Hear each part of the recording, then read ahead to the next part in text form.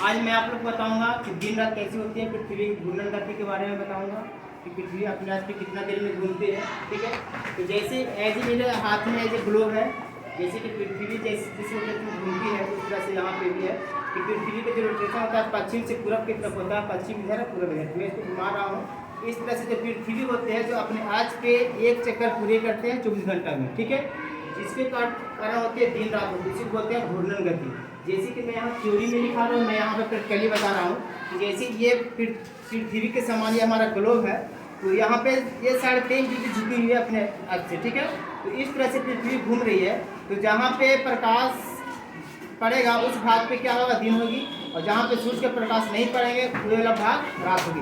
जैसे अगर यहाँ पे सूर्य रहेगा, अगर इस भाग में अगर सूर्य के प्रकाश पड़ रहे हैं तो इधर दिन होगी, और जो पीछे वाला भाग है इस साइड वाले भाग इधर रात होगी। तो अगर इस तरह से घूमेंगे तो यानी कि 12 घंटा का रात होगा, यानी कि आगे वाला पे रात होगा, पीछे वाला के क्या होगा, दिन हो जाएगा। अगर इधर वाला के दिन है तो इधर वाला रात हो गया। यानी कि कह सकते हैं कि जिधर सूर्य के प्रकाश पड़ेंगे उधर दिन होंगे, और जिधर नहीं पड़ेंगे उधर रात होंगे। तो मैं थ्योरी में वही मैं यहाँ पे लिखा हूँ कि दिन और रात पृथ्वी के अपनी दूरी पर घूमने के कारण होता है। ये पृथ्वी इस तरह से घूम रहे हैं इस तरह से, तो इसी से दिन और रात होते हैं। ठीक है, तो पृथ्वी एक गोले के समान और यह अपनी दूरी पर लगातार घूमती रहती है।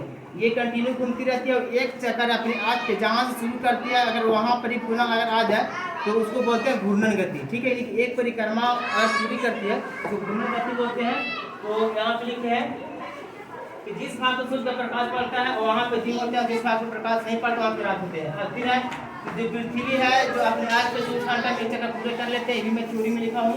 अगला फिर है कि पृथ्वी अपनी दूरी पर थोड़ी झुकी हुई है, जैसे कि यहाँ आप लोग ग्लोब में देख रहे हैं कि कैसे झुकी हुई है। देखो हम हाथ नहीं लिया, एज ए पृथ्वी इसी तरह से झुकी हुई है और इस तरह से ये रोटेट करती रहती है, इस तरह से रोटेट करती रहती है।